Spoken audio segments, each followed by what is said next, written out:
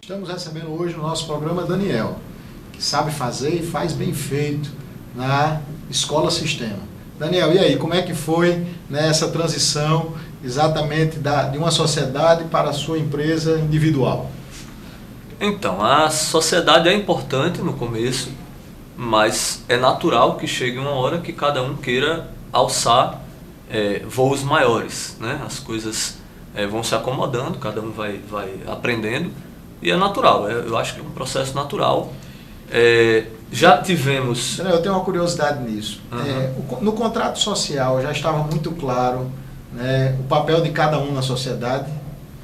Sim, quando começamos a escola, começamos 4 sócios, 4 partes iguais. E todos sabendo exatamente qual era a sua participação. Isso, eu digo isso porque muitas vezes as pessoas deixam o contrato social em segundo plano. E eu acho que quando o contrato ele é bem feito, a sociedade, mesmo quando ela vai evoluir, cada um vai tomar conta do seu negócio, fica mais fácil, né, você realizar isso. Se você não tem amarrado, né, no contrato social, aí geralmente geram muitos problemas. No seu caso, já foi tranquilo porque já estava lá no contrato social. Foi tranquilo. A primeira saída foi a saída do professor Júnior, que ele foi também para outra área, né, foi para a parte de academia, e foi uma saída tranquila, consensual. Depois tivemos a saída de outro sócio, e depois o professor Ítalo, né, que foi o último sócio que ficou com a gente criou a ideia de expandir em novas unidades, né? E aí foi quando o professor Ítalo, a gente teve a proposta de abrir uma nova unidade no bairro Jockey Club, e o professor Ítalo foi para essa unidade. Como eu falei, a gente continua parceiro. Hoje o sistema são 3 unidades, né? Tem a unidade Jockey Club, tem a unidade Centro e tem a unidade Nova Esperança. A unidade Jockey Club, quem gerencia todo o gerenciamento é o professor Ítalo, a unidade Nova Esperança é com a professora Lígia, e a unidade Centro é comigo. Então são 3 sócios? São 3 unidades. São 3 unidades autônomas. 3 unidades autônomas, onde cada professor gerencia e efetivamente é dono desse negócio. Por isso que nós ainda somos parceiros, porque nós dividimos a marca Sistema. Nós pretendemos, a gente vai falar, acredito, no futuro, nós pretendemos expandir mais. Então, a nossa ideia é que a marca cada vez mais fortalecida, sonhamos chegar um dia de criarmos uma franquia e podermos expandir mais em outras cidades do estado, enfim, outros estados. Então, o modelo que a gente tem hoje já é esse modelo. A marca é compartilhada com as 3 unidades, mas cada unidade tem a gestão na sua autônoma. Unidade, você estava me falando que você trabalha com a sua família. Como é que se dá isso? Como é que... Não, aí a outra unidade do Nova Esperança é com minha esposa. Ah, tá. Então a unidade Nova Esperança é com sua esposa. A unidade Centro comigo e a unidade Jockey Club com o professor Ítalo.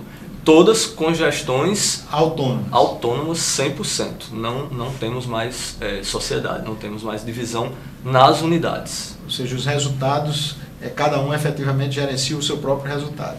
E as obrigações. E as obrigações também, as suas responsabilidades, né? Exatamente. Daniel, me conta aí um pouquinho como é que se dá esse relacionamento, né? Porque a área de educação é uma área que exige muito daquelas pessoas que comandam, porque a qualidade é uma obrigação dentro da educação. Eu digo em tudo, mas em educação principalmente, né? E aí como é que se dá essa relação com os seus clientes, com os seus fornecedores, com os professores que são os funcionários? Como é que se dá esse relacionamento, né, na Escola Sistema? A parte educacional realmente é muito complexa, seja ela pública ou privada. Eu costumo dizer, né, nas entrevistas, jornais, às vezes a gente comenta, vou te convidar também, se você passar uma tarde lá comigo, você vai ver a quantidade, a demanda de situações e obviamente de problemas e obviamente de novidades que se convive no ambiente, porque são, por exemplo, no centro nós temos 330 alunos, né? Então são 330 pessoas convivendo todos os dias. Então eu costumo dizer nas reuniões de pais, escola não é um lugar perfeito que não vai ter problema. Agora, a boa escola vai ser aquela que você vai conseguir dar a resposta rápida para aqueles problemas. Então, eu acho que o principal ponto juntando a parte empresarial com a parte educacional, é você conseguir dar uma resposta rápida para os problemas. A segunda parte, também juntando a parte educacional e empresarial, é você não colocar tudo num saco e juntar e dizer que tudo é um problema só. Porque são duas coisas distintas, né? Na verdade, são N coisas distintas. Por exemplo, uma criança que se machuca no pátio é um problema. Mas esse problema não tem nada a ver com o professor que falta porque o filho está doente. Não tem nada a ver com um problema eventual no material didático.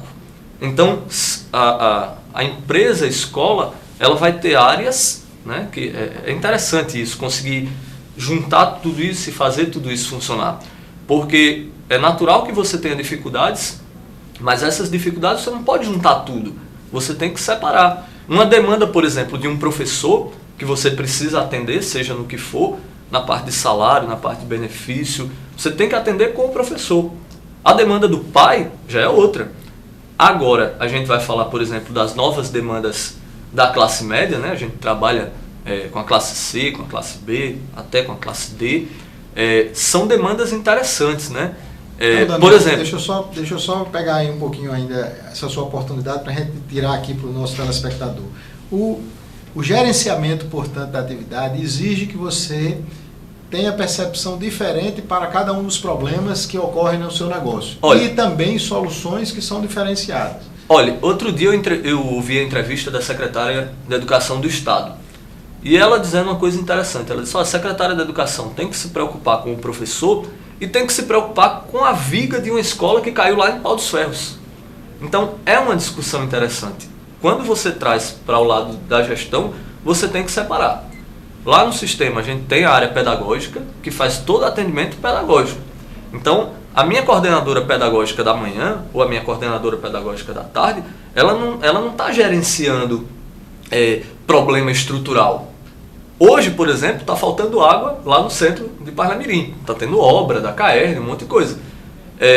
Vou dar outro exemplo de gestão. Em outras situações, você não tem água na escola, você libera os alunos. A gente lá no sistema, a gente não faz isso. A gente abastece os bebedouros com água mineral. Se precisar, a gente faz a limpeza de banheiro da escola com água comprada. Mas a gente não, né? Você não pode interromper a aula porque faltou água. Porque o pai... essa interrupção tem um reflexo lá na frente. A questão da demanda. O pai, ele trabalha em Natal.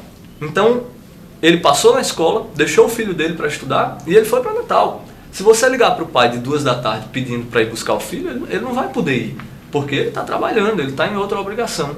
Então, né, falando da parte da gestão educacional, você tem a parte da aprendizagem, do conteúdo que a criança tem que aprender, português, matemática, história, geografia, a parte social, né, a parte motora do desenvolvimento motor, a parte, né, o que está relacionado com a questão da aprendizagem, mas tem a parte de cuidar, né? Por exemplo, tem uma demanda interessante que antigamente as escolas colocavam uma placa na parede e diziam assim, aula até 5h30.